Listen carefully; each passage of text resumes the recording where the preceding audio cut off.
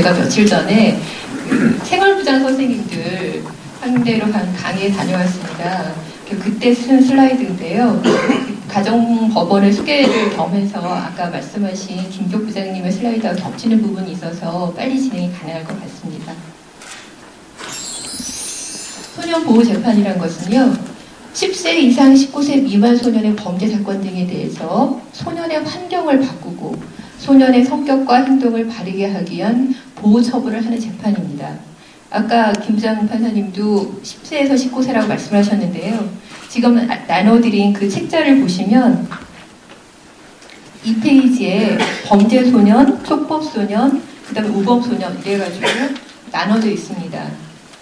거기에 보면 범죄소년은 14세 이상, 그러니까 검사가 법원에 기소를 하고 송치하는 그런 소년들을 대상으로 하는 거고요. 촉법소년은 10세 이상 14세 미만이라서 그런 아이들이 그런 비행을 저지른다면 경찰서에서 직접 그런 소년을 가정법원에 보냅니다. 어차피 검사한테 갈 수도 없고요. 검사는 범죄소년만 대상으로 하는 거거든요.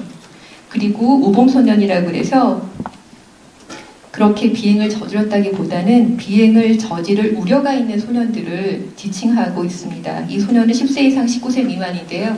하여튼 저희 가정법원에서는 이렇게 10세 이상 19세 미만 소년에 대해서 재판을 하고 있습니다. 아까 말씀을 들으셨겠지만 범죄소년은 수사자료표에 기재되고 있습니다. 그러니까 말하자면 전가로 활용될 수 있는 건데요. 나머지 촉법소년과 우범소년은 기재되지 않고요. 그런데 문제가 되는 것이 선생님들이 가장 잘 아시겠지만 소녀 사건이 연령이 낮아져서 예전에는 범죄소년만 범죄를 저지르는 것이 아니라 이제는 촉법소년도 굉장히 엄청난 비행을 저지릅니다. 그런 아이들이 저희 가정법원에 오곤 있습니다. 그 다음에 또 학교폭력, 지금 저희가 하고 있는 학교폭력 사건이 증가하고 있고 또 하나는 다문화 가정 소녀 사건이 증가하는 경향에 있습니다. 이런 문제에 대해서 전문가들이 연구를 하고 있습니다. 소년보호재판의 목적은요, 아까 소년보호재판에 의해서 잠깐 설명을 드렸지만 비행성 있는 소년에 대해서 처벌보다는 환경을 조정하고 품행 교정을 위한 보호 처분 등을 해서 그 소년이 건전하게 성장하도록 돕는 것을 목적으로 합니다. 그 가해 소년이 한 비행에 대해서 너 이거 왜 잘못했니? 너 이만큼 잘못했으니까 이만큼 처벌을 받아야 돼 라고 한들 우리 사회가 뭐가 더 좋아지겠습니까? 근데 그 아이한테 너 이만큼 잘못했으니까 잘못했는데 너 알고 있니? 그리고 너 왜 그 잘못을 했다고 생각해? 그리고 또 저희들도 생각하죠. 이 아이가, 이 소년이 왜 이런 비행을 저질렀을까? 그런 환경에 대해서 그거를 가능하면 조정해주고 그 다음에 품행을 교정할 수 있도록 기회도 제공하고 품행을 교정할 수 있도록 교육도 하고 그 다음에 혹시 이 아이가 정신적인 문제로 인해서 이런 비행을 저질렀는지 전문가 진단을 하거나 심리상담을 하기도 합니다. 그래서 저희는 이런 소년 보호 재판할 때 소년의 성행, 이렇게 뭐 학생인지 아닌지를 갖고 저희들이 많이 보니까요. 소녀 재판할 때 굉장히 좀 재미난 것은 학교를 중퇴하거나 스스로 안 다니는 경우 있지 않습니까? 그런 경우에도 교복을 입고 옵니다. 교복을 입고 와서 학생이라고 있다면 판사들이 좋아한다는 걸 어떻게 하는지 어떻게 해서든지 교복을 입고 오려고 하고요. 근데 그 다음에 뭐라도 공부를 잘했다거나 아니면 종이접기를 잘했다거나 사소하게 그런 이렇게 수상 경력이 있지 않습니까? 그런 것도 자기 이런 거에 뭐 장점이 있다든가 그런 이야기도 하고 그렇습니다. 그 다음에 친구 관계, 그 다음에 가정 환경, 그 다음 보호자의 보호 의지나 보호 능력 등을 더 중요하게 취급합니다. 솔직하게 말씀드리는 겁니다. 그 아이가 어떤 비행을 저질렀는지 물론 그것이 가장 기본이 돼야 되겠지만 보호자가 그 아이를 보호할 의지가 있는지 보호할 환경이 되는지 그걸 가장 중요하게 생각을 합니다. 보호자가 보호할 의지가 강하다면 그 아이가 정신적으로 좀 문제가 있어도 아마 치료를 잘 받을 수 있게 도와줄 겁니다. 그런데 보호할 의지가 없다거나 보호할 능력이 없으면 그건 사회가 나서서 도와줘야 되지 않겠습니까? 그런 것들을 나누고 여러 가지로 조사하고 그리고 나서 보호 처분을 합니다. 지금 말씀드린 것을 정리를 해보면요. 경찰서에서는 이제 14세 이상 되면 경찰청에 송치를 하고 14세 미만 되는 경우에는 가정법원에 보냅니다. 그 다음에 검찰청에서도 14세 이상 아이들을 데리고 조사를 해봤지만 이 아이들이 형사 법원에 가서 재판을 받는 것보단 가정법원에서 소년보호 사건으로 받는 것이 훨씬 더 좋겠다 싶은 것은 검찰청에서 다시 가정법원에 보내고요. 또 검찰청에서 형사법원에 보낸 사건들, 지금 뭐 문제가 많이 됐던 뭐 15세 소년 아이들이 단체적으로 성폭행을 하거나 이런 경우에 얼마나 그 형사재판 하시는 판사님들 고민이 많으시겠습니까? 법정형은 막 7년 이렇게 돼 있는데 그 경우에는 7년마다 마땅한 아이도 있지만 단순 가담자도 있고 또 호기심에 휩쓸려서 들어간 아이들도 있고 그런데 그런 아이들의 경우에 그런 고민들을 저희들이 대신 나눠드립니다. 그리고 지금 이제 말씀드릴 학교에서도 통고라는 제도를 통해서 이런 비행을 저지른 소년을 저희 가정법원에 보내실 수가 있습니다. 그 통고 사건 같이 이제 사건이 접수되면은 이게 도대체 어떻게 처리가 될 건지 궁금하실 것 같아서 미리 그 말씀을 드리면요.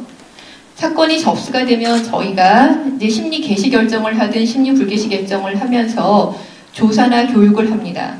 이 조사나 교육을 하는 방법으로 전문조사관은 아까 말씀드린 대로 그런 심리학이나 그런 자격을 가지신 저희 법원의 전문조사관이 있어서 거기에 보내서 조사를 맡기기도 하고요. 그 다음에 청소년 참여법정에 회부하기도 합니다. 제가 최근에 청소년 참여법정에 회부한 사건은요. 중학교 3학년 아이인데 그 아이가 지금 중학교 3학년입니다. 그러니까 작년에 중학교 2학년이었죠. 중학교 2학년 아이가 그 아이는 지금까지 비행을 저진 적이 없습니다. 근데 1월달인가? 1월달인가로 기억이 되는데 그 아이가 1월달에 학원을 쉬었어요. 학원이 이제 무슨 사정으로 그날 하루를 안 한다고 하니까 같이 있던 친구끼리 야 오늘 뭐 할까 이제 갑자기 신이 난 거죠. 학원이 있으니까. 그래서 너 그런데 폭죽놀이 해봤어? 이러면서 폭죽놀이 안 해봤는데 그러니까 그러면 나랑 같이 해볼래? 이러면서 그 폭죽을 사가지고 공터에서 이제 그 저쪽 약간 이렇게 말씀드리면 특정될지 모르겠지만 남양주 쪽으로 해가지고 농가가 좀 있는 그런 데 있지 않습니까? 농사는 다 끝나고 이제 밭만 있고 한데 거기서 폭죽을 터뜨렸는데 그게 좀 불운이죠. 재수없게 비닐하우스로 날아가서 비닐하우스가 다 타버렸습니다. 아이가 얼마나 놀랐겠어요. 그 옆에 있는 아이들이 이제 같이 있던 아이들 중에 한 아이가 휴대폰으로 119에 전화를 해가지고 이제 소방서가 와서 불을 껐습니다. 그리고 뭐 많은 피해가 나지는 않았지만 이 소년의 부모님이 피해를 다 본상을 해줬습니다. 근데 그런 사건을 가지고 경찰이 어떤 처분을 하겠습니까? 지금까지 비행 경력은 하나도 없고 그래서 가정법원에 보냈고요. 가정법원에서는 그 아이한테 청소년 참여법정에 회부를 했습니다. 그 비행의 경력은 없지만 너가 이렇게 해서 가정법원에 오는 아이들이 누군지 한번 참여해볼 그런 여러 가지 경험도 되고 그 다음에 청소년 참여법정이라는 것은 뒤에서 다시 소개가 나올지 모르겠지만 참여인단이 그 부가가제를 선정해서 그 담당 판사한테 이야기를 하는 겁니다. 참여인단은 그 또래 아이거든요.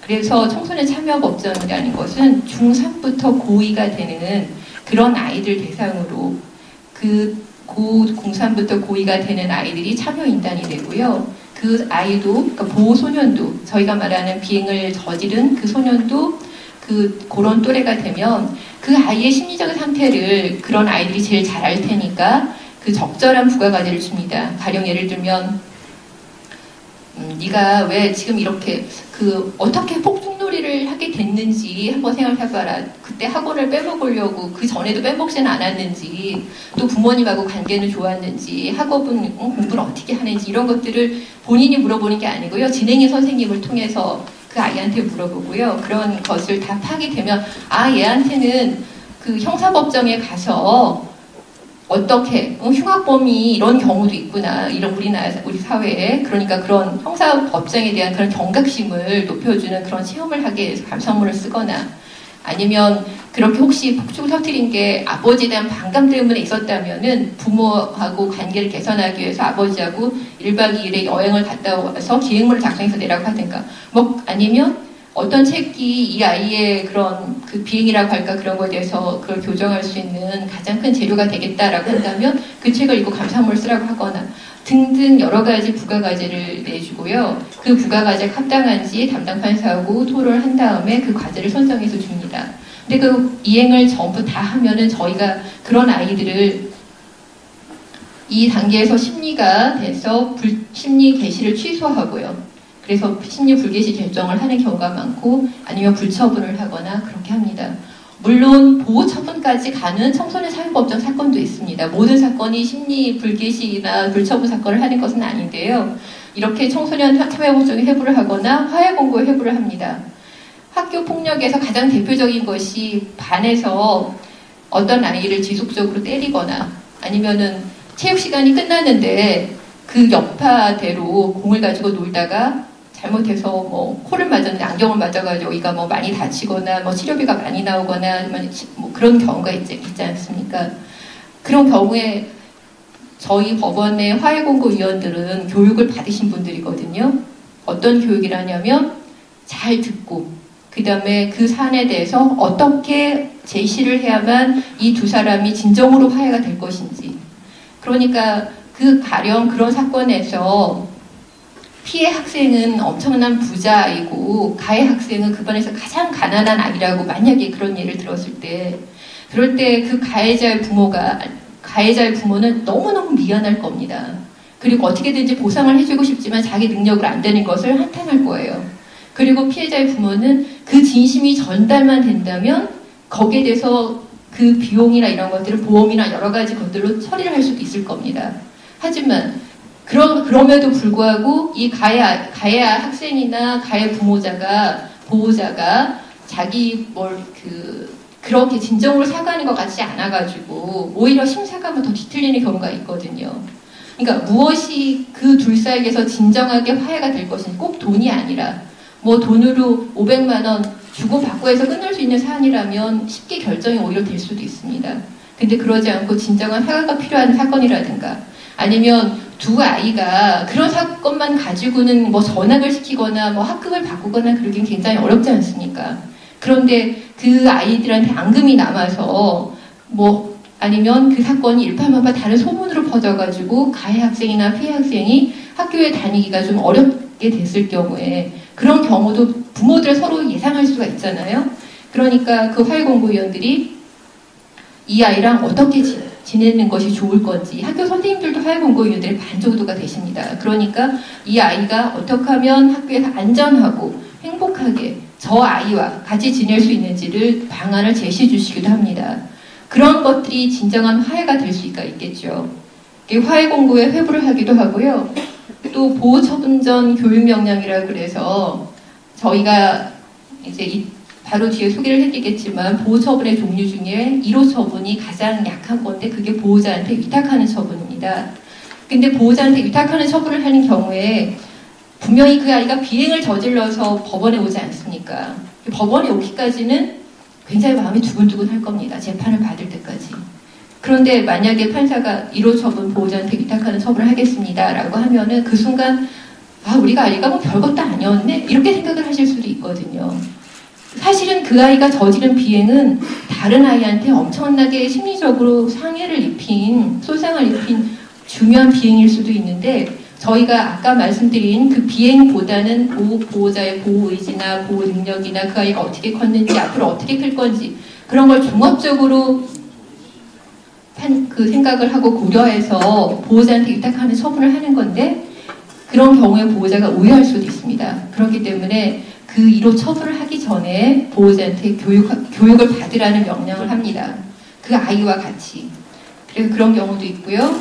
그 다음에 심리상담조사는 아까 말씀드린 대로 그 가해자인 아이가 틱 장애가 있다거나 아니면은 여러 가지 정신적인 기질 문제로 그러니까 틱 장애가 있어서 아이들로부터 놀림을 받다가 그것이 원인이 돼가지고 두 아이 사이에 불화가 생겼다든지 아니면은 그 아이한테 정신적으로 문제가 있어서 그것이 발전해 가면서 다른 아이가 어떻게 다칠 거라는 거에 대해서 서로 공감 능력이 부족해가지고 그런 비행이 있었다든지 그런 것들이 있을 때 그런 전문가들한테 심리를 상담해 보도록 하면서 그 아이가 그런 마음이 조금 더 이렇게 고쳐질 수 있도록 그렇게 노력을 해보고요. 그러지 않으면 전문가 진단이라고 그래서 더 의사 선생님들이나 그런 선생님들이 보여가지고 얘가 정신병적인 치료를 받아야 되는 것은 아닌지 그렇게 의뢰도 합니다.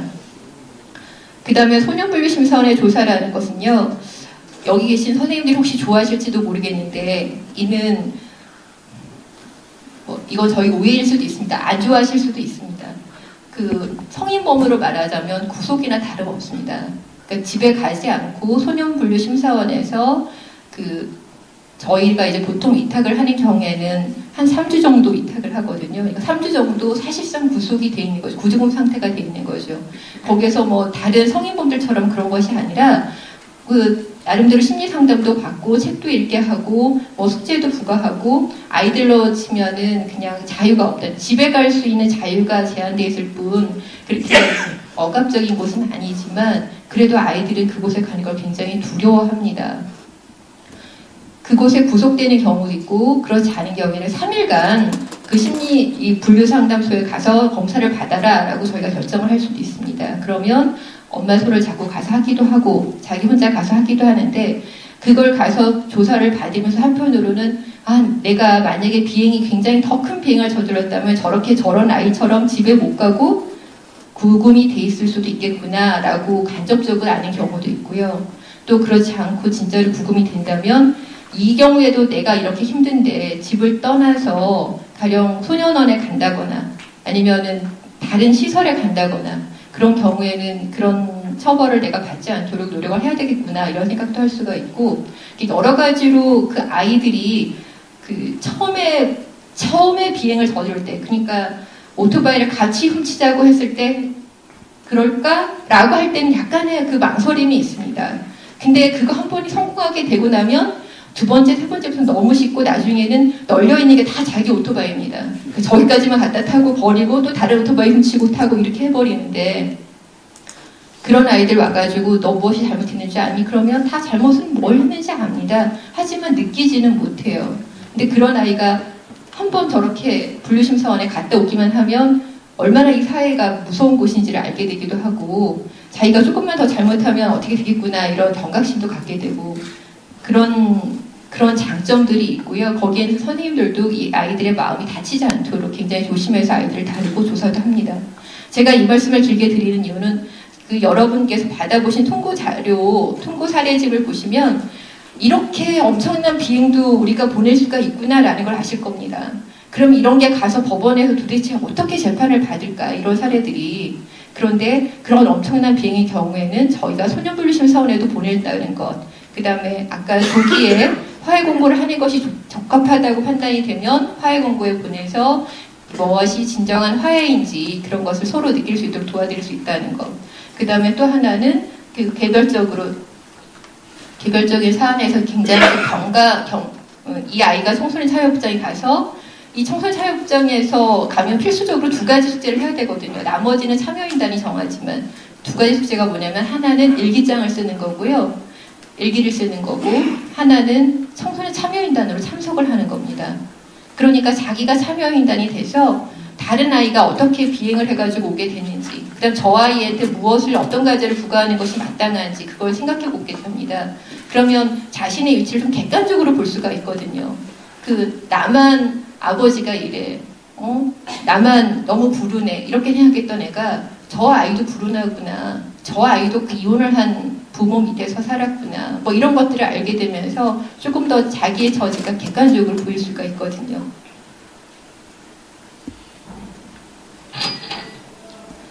이건 아까 보셨을 테고요.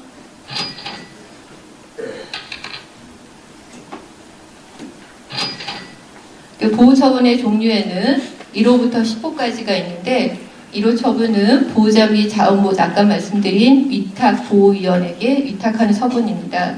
이 위탁보호위원은 뭐냐면 보호자의 보호 의지가 아니면 보호 능력이 부족하다 하더라도 그 아이를 어떤 시설에다가 놓는 것보다는 집에 가서 할머니랑 지내게 하는 것이 훨씬 더 바람직해 보일 때가 있습니다.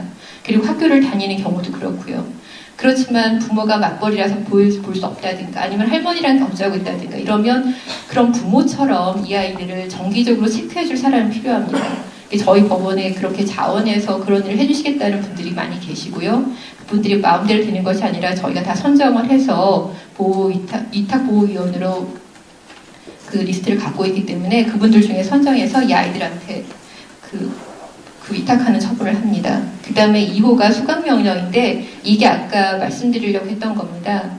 그 교육감이 여러 가지 조치를 하는 중에 보호자한테도 교육을 할 수가 있고 가해 소년한테도 교육을 할 수 있듯이 저희도 2호 수강명령이라는 처분을 통해서 이 아이가 무엇을 잘못했는지 진심으로 깨달을 수 있도록 교육할 수 있는 처분을 합니다. 2호 기관으로는 뭐 가장 대표적인 것이 보호관찰소가 있긴 하지만 그거 말고도 청소년폭력 예방재단, 청예단 알고 계시죠? 거기 그 청예단도 그 아이가 학교폭력으로 인해서 자살을 했죠, 그 아이가. 그래서 그 보호자가 다시는 우리 아이 같은 아이가 나오지 않도록 그렇게 재단을 만들어서 거기에 학교폭력에 관해서 교육을 하고 있습니다. 저희는 청예단하고 같이 그 보호자와 관계가 개선되어야 될 소년들에 대해서 작년에 처음으로 희망 캠프라고 해서 캠프를 진행했고요. 올해는 2번 진행할 계획을 갖고 있습니다. 선생님들도 아시겠지만 그런 비행을 저지르는 가해 소년의 대부분이 보호자와 관계가 굉장히 안 좋고요. 아니면은 그 결손 가정인 경우가 많지 않습니까? 그래서 그런 부분들을 참작해서 이런 사업도 벌이고 있습니다. 저희가 교육청에다가 저희가 보내는 2호 수강명령 기간을 좀 알려드렸습니다. 법원이 보낼 정도가 되면 한 번은 이렇게 그 검증이 된 기간이라 할 수 있기 때문에 그 부분을 알려드렸으니까 일선에 계신 선생님들도 혹시나 궁금하시면 저희한테 물어보실 수도 있고요. 아니면 교육청을 통해서 물어보시면 되겠습니다. 그 다음에 3호는 14세 이상인 경우에는 사회봉사 명령을 합니다. 이 아이들이 다른 아이의 돈을 자기 돈처럼 빼앗고 다른 아이의 옷을 자기 옷처럼 막 입고 다니죠. 돈의 중요함을 어떻게 돈을 버는지 이런 거에 대해서 잘 모릅니다. 노동이 얼마나 힘든지도 모르고요. 그런 아이들한테 사회봉사 명령 뭐 한 80시간 이렇게만 해도 그 아이들은 굉장히 힘들어하는데 아무튼 그런 것을 통해서 저희가 당초에 달성하려고 했던 그런 목적 말고도 보통은 사회봉사 명령은 어디서 하냐면은 장애 기관이나 아니면은 뭐 농촌 이렇게 일손이 필요한 데 가서 땀 흘려서 해야만 되는 부분에 가서 하거든요. 하게 되면 자기가 뭐 어떤 노력을 기울여서 다른 사람이 행복해하는 모습을 볼 수 있기 때문에 그 자체가 또 치유가 됩니다. 본인의 비행에 대해서 여러 가지 효과가 있는 그런 처분으로 저희는 알고 있습니다. 그다음 4, 5 처분은 보호관찰이라고 해서 단기는 1년이고 장기는 2년인데요. 그 보호관찰소는 다 아시겠지만 이 아이가 저희가 이 얘기를 하기 전에 한 가지 더 말씀을 드리자면 보통 형사재판은 가령 어떤 성인범인이 뭐 22살 된 남자가 슈퍼에 들어가서 귤을 10개 훔쳤다고 치면 그러면 검찰이 형사재판에 이렇게 송치를 하죠. 재판에 회부를 하고 그럼 저희가 이제 도대체 왜 훔쳤는지 여러 가지를 물은 다음에 형사법원에서 여러 가지 재판을 할 겁니다. 선고를 할 겁니다. 뭐 집행유예를 선고할 수도 있고 벌금을 선고할 수도 있고 아니면은 뭐 단기 징역형을 선고할 수도 있겠죠. 그런데 그러면 거기서 끝입니다. 그 사람이 항소를 하면 또 항소심 가서 또 상고를 하면 대법원에 가서 그리고 나서 끝이거든요. 법원이 그 사람을 더 부를 이유가 없고 부를 권한이 없습니다. 하지만 가정법원에서 하는 이런 소년보호 사건은 다릅니다. 이 아이가 와서 저희가 그 아이한테 슈퍼에서 과자를 훔친 아이한테 너 왜 그랬니? 그러면 그 아이가 그러거든요. 배가 고파서요. 아니 집에 가면 밥을 먹을 수 있는데 왜 배가 고파? 집을 나가고요. 집에 가기 싫어요. 집에서는 1분도 있기가 싫어요. 뭐 이런 아이들한테 그 아이들한테 상담조사 받고 여러 가지를 거치면서 그 아이가 스스로 그리고 분류심 사원에 한 며칠 있다 보면 집이 얼마나 고마운 곳인가를 알게 돼서 이제 할머니랑 안 싸우고 잘 있을 거라고 약속을 하고 그 다음에 그런 여러 가지 정황을 봐서 저희가 이제 할머니한테 위탁한 1호 처분을 하고 1호 처분만 하기도 하고 이렇게 4호 보호관찰 처분을 붙이기도 합니다. 1호 4호 보호관찰을 붙이게 되면 보호관찰관이 주기적으로 그 아이한테 그 아이가 학교를 잘 다니고 있는지 여러 가지 비행은 저지르고 있지 않은지 또 오토바이를 훔치지 않는지 그런 것들을 이렇게 살펴보시고요. 그 다음에 저희가 그 아이가 가출하면 보통 밤에 돌아다니잖아요. 그러면 야간 외출 제한이라고 하는 그런 특별한 조치를 취할 수 있거든요. 그렇게 되면 이제 밤에 돌아다녔다는 것이 보건찰들이 알게 되면 저희 법원에 이야기를 해줍니다. 그럼 처분을 변경할 수 있습니다. 1호 처분을 분명히 했는데도 그 처분을 변경해서 6호 처분을 할 수도 있고요. 6호 처분은 소년 보호시설에 위탁하는 거라서 이 살레지오 센터라든가 아니면 제천에 있는 로뎀 청소년의 집, 그 다음에 대전에는 효광원, 이렇게 서울을 떠난 곳에서 이 아이들 6개월씩 생활할 수 있도록 할 수도 있고, 7호 처분이라고 하는 것은 이 아이가 알고 보니까 굉장히 정신적으로 문제가 있었다, 정신병 치료를 받아야 되겠다라고 하는 경우에 그런 의료시설에 위탁하는 거고, 8호부터 10호까지는 소년원에 송치하는 겁니다. 이런 처분으로 바꿀 수도 있고요. 또 하나는 와보라고 해서 여러 가지 사정을 들은 다음에 그래, 그러면 잘 지내다가 3개월 뒤에 다시 한번 나와 라고 해서 집행조사 기일을 또 정할 수도 있습니다. 그러니까 소년보호 사건은 그것이 저희가 1호 처분을 했다고 해서 그게 끝나는 것이 아닙니다. 그 아이에 대해서 저희가 계속 이렇게 주시할 수 있고 계속 처분을 바꿀 수도 있고 처분을 할 수 있는 것입니다. 그러니까 통고를 하시면은 얼마나 좋으신지 아시겠죠. 첫 번째는 그 아이의 전과가 전혀 남지 않고 수사기관에서 강압적인 수사를 받을 수가 없으니까 그 아이한테도 그런 트라우마가 없을 거고, 그 다음에 세 번째는 저희가 적절한 그런 심리조사에 회부를 할 거니까 피해자 입장에서도 진정한 화해를 받으실 수도 있을 겁니다.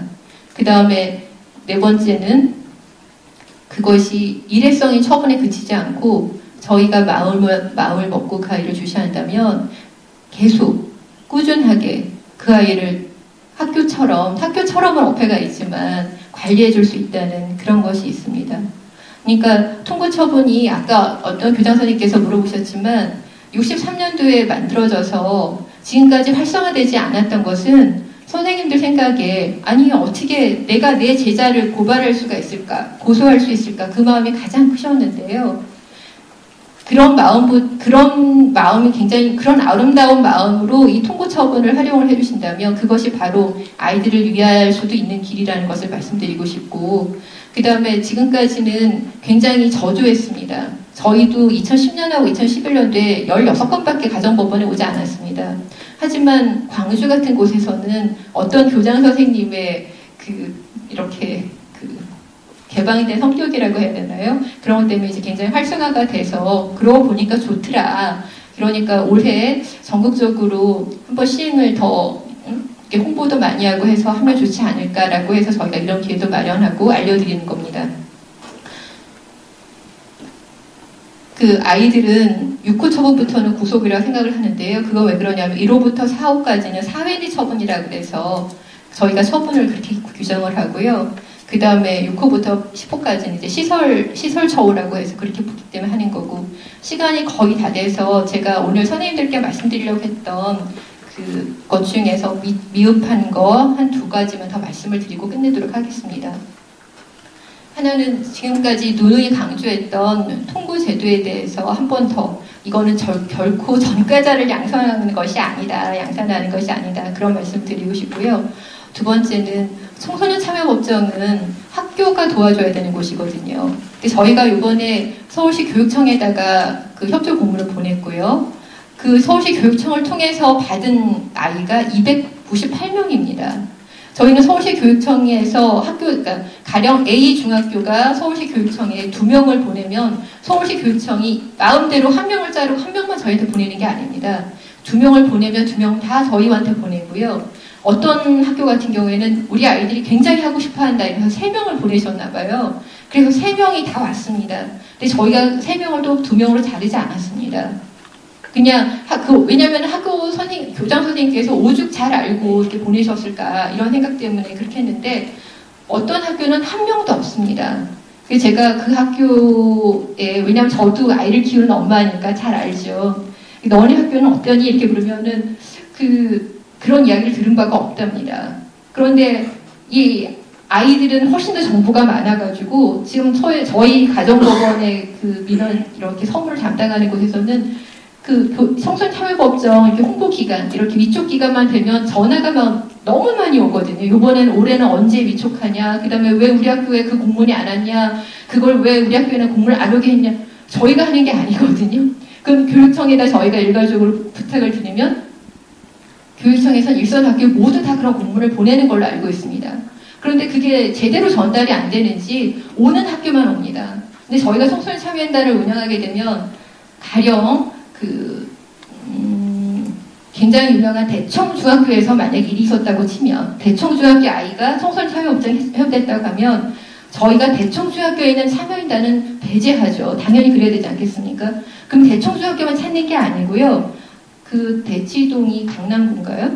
그럼 강남구는 일책 다 뺍니다. 참여연단을 다 빼고 그럼 나머지 구에서 이렇게 하는데 그렇게 하다 보니까 그 정말로 와야 될 저희가 필요하다고 생각되는 학교에서는 안 오는 경우가 좀 많습니다. 그리고 이렇게 강남 3구 아이들은 가정법원에 가깝기도 하고 그 다음에 또 비행이 발생하는 빈도가 또 낮아서 강남 3구 아이들은 몇 번씩 하기도 합니다. 그 청소년 참여연단으로서. 그래서 교장선생님께 부탁드리는 말씀은 참여연단 이런 아이들을 받아주시는 것도 좀 열심히 해주시고요. 그 다음에 진행인 선생님도 대부분이 선생님들이시거든요. 많이 좀 홍보를 해주셔서 진행인 선생님으로 오시면 저희가 아까 김기호 부장님 말씀하시기에 이제 국회 예산 지원 도움도 받고 그렇기도 하고 저희가 이제 여러 가지 지원을 받아서 굉장히 이런저런 제도를 많이 운영하고 있는데요. 많은 예산을 따오지를 못해서 돈이 부족한 입장에서도 참여인단 진행인 선생님으로 오시는 경우는 한 건에 10만 원씩 드리고 있습니다. 그러니까 많이 호응을 좀 해주셨으면 좋겠고 그 다음에 아까 화해 공고 제도도 있었는데 그 반은 대부분 선생님들로 저희가 합니다. 왜냐하면 화해 공고는 아까 말씀드렸듯이 제일 첫 번이 잘 듣는 거고 두 번째는 각자의 이해를 조절해서 안을 제시하는 거거든요. 근데 변호사만큼 잘하시는 분들이 선생님들이십니다.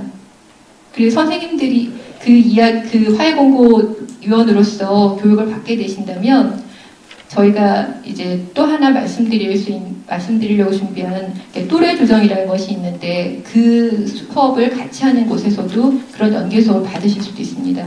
선생님들 지금 말씀드리니까 고개를 끄덕끄덕 하시는 분들도 많이 계시는데 그 또래 조정에 대해서 많이 들어보셨나 봅니다. 근데 또래 조정은 저희 법원이 어떻게 좀 해보자라고 하는 제도가 아니고요. 그렇게 좋은 제도가 있는데 혹시 알고 계시는지 그걸 말씀드리는 겁니다.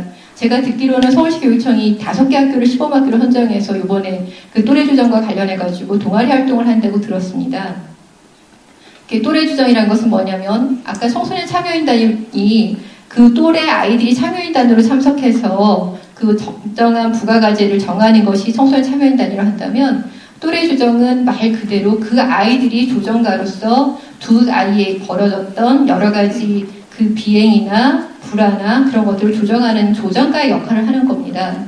대부분 그 제도가 처음 시행됐을 때는 한 학교에 대표적으로 한 학년에 2명, 10명 이렇게 있을 수도 있었는데요. 저는 그 숫자는 많으면 좋다고, 많으면 많을수록 좋다고 생각을 합니다.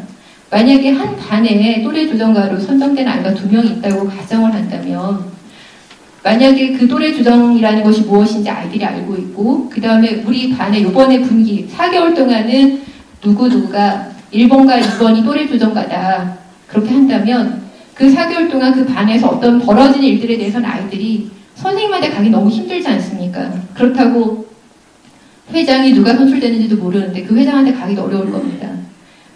나 뒤에서 수업 시간마다 뒤에 있는 애가 나를 푹 치거든? 나 어떻게 좀 해줘봐. 이거 어떻게 좀 해줘봐. 라고 말로 할 수도 있겠죠.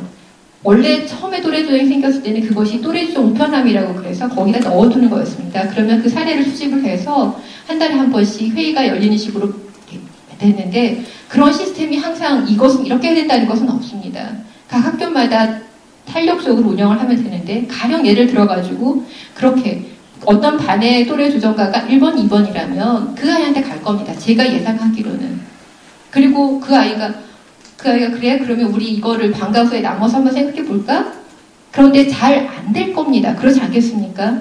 그 또래 조정가 아이들은 다 교육을 받았겠지만 그래도 처음에 시행일 때 처음부터 그것이 잘 되지는 않을 겁니다. 그러면 그때 그 아이가 이제 선생님한테 갈 겁니다. 선생님 오늘 이러이러이랬어가지고 제가 이렇게 해봤는데 그 애가 그 뒤에 있는 그 애가 영 못하겠다고 그러네요. 이러면서 이야기를 할 겁니다. 그 또래 조정의 시스템은 첫 번째는 아이들끼리 또래 조정이 안 되면 선생님에게, 그 다음에 안 되면 여러 가지 또 이제 선생님들이 발굴하시겠지만, 제가 이 말씀을 드리는 것은 그것을 시행하는 과정에서 법원의 도움 필요하시다면, 특히나 서울 가정법원의 도움이 필요하시다면 저희는 그것을 도와드릴 마음의 준비를 하고 있다는 것을 말씀드리려고 합니다. 만약에 선생님들까지 어떤 제안을 하고 그랬는데도 그것이 제대로 조정되지 않았다면 그런 경우에는 저희가 가서 거기에다가 법정을 만들 수도 있겠죠. 그렇다면 그 아이를 세운다는 것은 너무 가혹한 일이니까 또래 조정가가 그 아이가 돼서 그 아이의 입장대로 이야기를 하는 거고, 그 가해 행위를 했던 애나 피해 행위를 했던 애가 다 또래 조정가, 청소년 참여인단으로 참석을 해서 가장 적정한 부가가제를 부과하는 방법도 생각해 볼 수 있습니다. 서로 자기의 입장을 내가 누구라는 것을 얘기하는 것이 아니라 서로 상대방의 입장에 서서 그 역할을 하게 된다면 어쩌면 더 적정한 방법이 나올지도 모릅니다. 예를 들어서 그렇다는 말씀입니다. 만약에 그것을 한번 해보고 싶다, 그래서 저희 법원에 요청을 하시면 저희는 갈 마음의 준비가 되어 있습니다. 만약에 또래 조정가 아이들이 법원에 와서 이 소년 담당하는 판사님들 이야기를 듣고, 또 아니면 소년 보호 사건을 어떻게 진행하는지 궁금하다, 우리가 그 아이들한테 그렇게 이야기를 해주고 싶다라고 한다면 그거 역시 저희가 해드릴 용의가 있습니다. 저희는 또래 조정을 저희가 선생님들께 소개를 해드리고 선생님들께서 그걸 열심히 하신다면 그것은 전폭적으로 지원을 할 겁니다. 그것이 제가 준비한 말씀이었습니다. 감사합니다.